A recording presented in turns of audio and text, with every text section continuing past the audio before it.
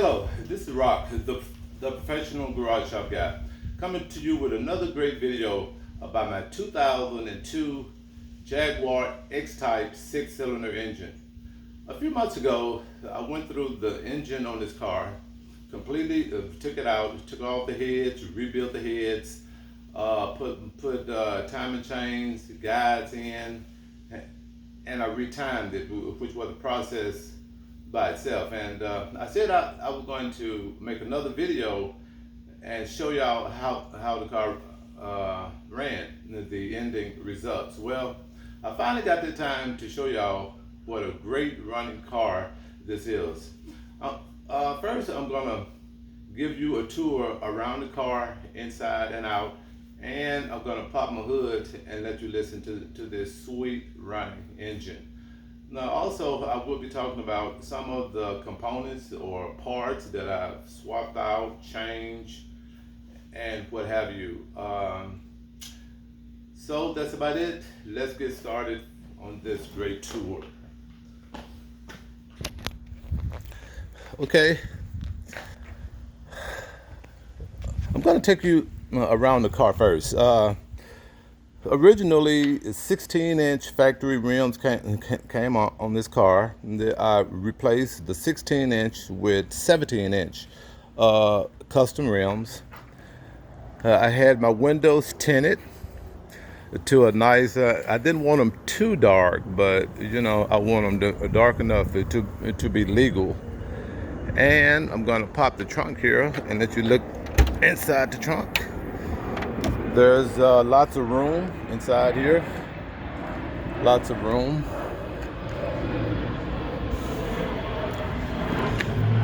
Okay. Take you around on this side.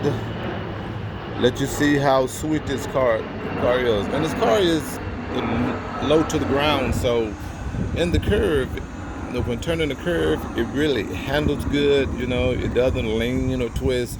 It's just an even rotation around the curve. All right, and this is, like I said, the 2002 X-Type. They said that they made these cars in competition with the luxury cars such as the BMWs, such as that. So Jaguar wanted a competitive luxury car. Now let's go inside the car. As you can see, I have beautiful wood grain interior. Actually, this wood grain, this design and color is from an 05. The 05 also had the wood grain shifter knob, which was missing when I got to the car in the junkyard.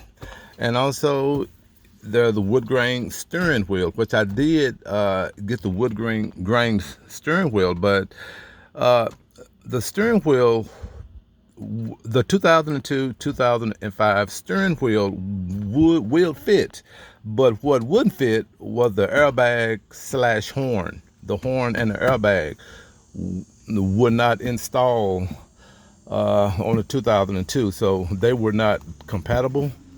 I got it anyway, but I had to put my original 2002 steering wheel back on. Also, the stereo system. This stereo system here is from a 2005, which come with a CD player. Mine's is just the regular AM/FM cassette. So I tried to exchange the 05 with the 02. As far as everything fitting in and pushing in, and the size and everything are exact, but the electrical plugs would not plug into the 05. I think it has a GPS, a widescreen display, and of course your AC controls. The electrical plugs would not fit. Only the AM/FM radio would fit. I could swap out the CD of the 2002 with the 2005. Mine came with a cassette player. The '05 came with a CD player. So I did switch those two out, and I will go into a little bit more detail and show you exactly what I mean. Also, this car has a real nice sunroof. You can either pop it up or let it down, or you can retract it all the way back and then forward. They come with comfortable bucket seats, which are very, very comfortable. The rear is very sporty and luxury as well. The only thing that I'm not satisfied, well, I wish this car had was a double cup holder, and you can get a double console. I don't know what year cars the double cup holders come with, but you can swap this console out for the double cup holder console. I might do that later on because, you know, when there's two people in the car, you need two cups, two cup holders. Okay, I'm gonna start it up and let you hear how it starts. But first of all, let me tell you about some of the things that I did swap out. I'm gonna take the picture. Some of the things that I swapped out in this car was the fuel injectors. I swapped out those. I swapped out the coils for your spark plugs, ignition coils. I swapped out those. I swapped out the front and rear catalytic converter, and that was a pain in the you know what.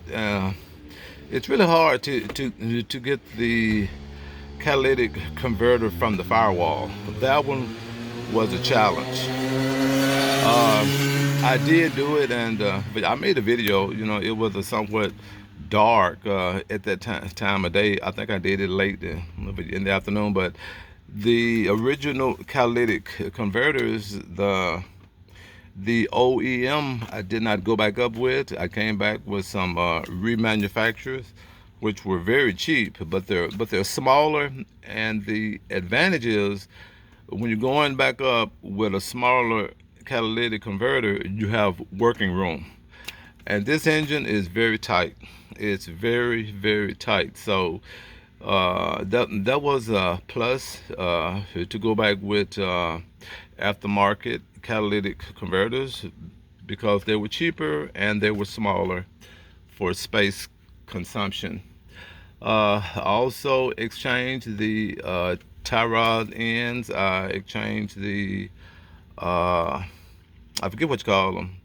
I want to call them A-frame, but they're not. But I swapped out those. I swapped out AC condenser, radiator, reservoir. I did the lower and top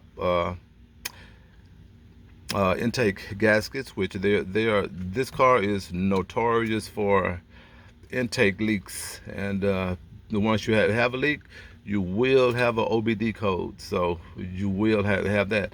And also let me tell you that when I went back up with my engine and put it back in, I had a exhaust leak, and that exhaust leak caused my oxygen sensors, my two downstream oxygen sensors.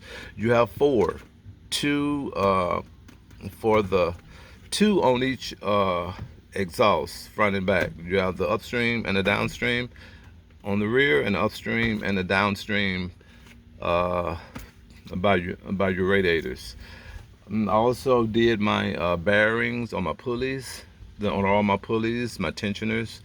I swapped out the bearings because over time they will make a winding noise. Brand new AC compressor. This car AC compressor gets really, really cold. My wife always complains that she's too cold and to turn it down. So, you know, happy wife, happy life. So she wins that argument hands down. I'm going to start it up and let you take a listen to the motor run. Okay, I just started it up. Let me pull the handle. Let me switch it back over the front view.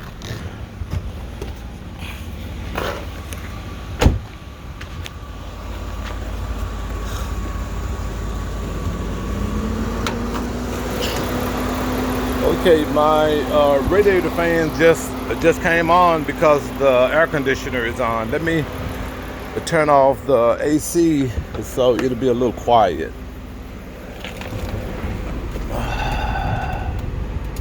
AC, turn it off right there. Okay, it just went off, and the fans just went off as well. This is my V6. My beautiful baby, beautiful baby. I love this car. I probably will never sell it. No, when I die, no, it'll probably go on as well. So, like I said, I did do a lot of work to this car, and I'm gonna go around it, and you can see it's very, very tight, very tight, very tight. It has a lot of electrical switches and components on it. And if those switches go out, believe me, it will give you an OBD code. Also, if you look right here, is your engine module, which is your control module, engine, ECM. And you take this, it's very easy to get to, actually. You have to take the screw out here. You have one little screw right there. You take it out and pulls out your big electrical socket, and then go underneath, take out the glove box, and you have your security code, your security module sitting right on top of your ECM module. So both of them are there together. So I replaced that, as a matter of fact. And as you can see, the engine is running real quiet. It's not shaking. As a matter of fact, I'm gonna stand something on top of it and let you see how it's not rattling or shaking. This is what I have here is a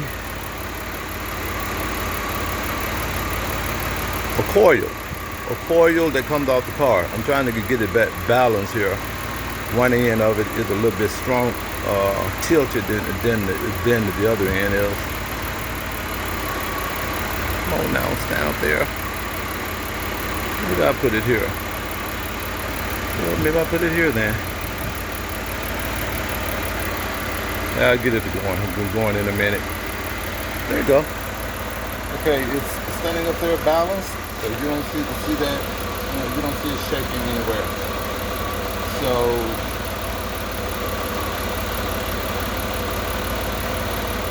I think I did a very good job, on the rebuilding of my engine and putting everything together back like it was. I've heard most mechanics say, if you leave out one screw from a car, from an engine, if you leave out one bolt or one nut, then you did a very good job. Well, I don't think that way. If I leave out one screw, if I see one bolt left over, I want to know where that bolt goes, where that bolt came from. I would like to know that. Also, I replaced my water pump. My water pump is right between my battery box and my intake down below. It's very easy to get to, very easy to get to. So this is my baby. I got a little bee or something that was stuck off into my little latch there. But anyway, this is my baby. This is my 2002 Jaguar X-Type. And I'm gonna show you some more things that I replaced on it. This is the what is this thing here? I think this is my ECM. that I replaced.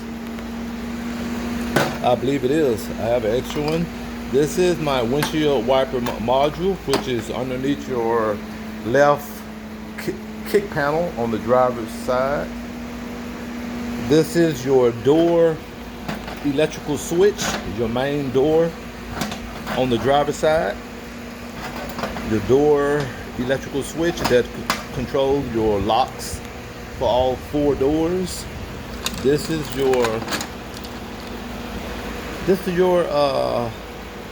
coil, your spark plug coil. This is your O2 sensors, and these are your fuel injectors here.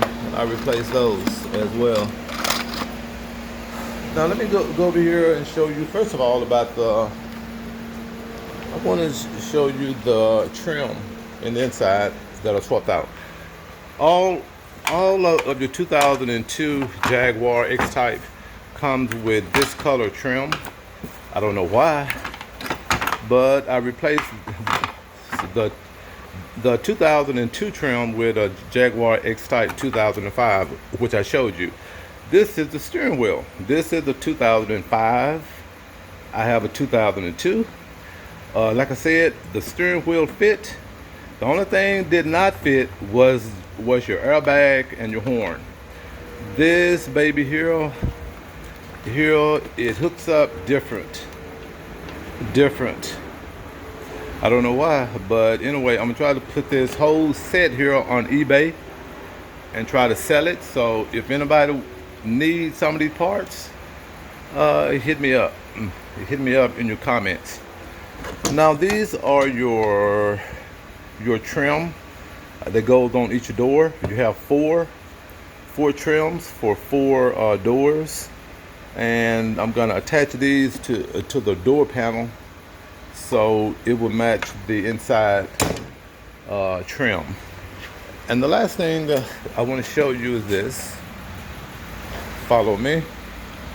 I want to show you the stereo system. Now this is the 2005. Okay, I don't know if this is the LED is a GPS or what, because I never plugged it in. And of course, inside my car is the CD player.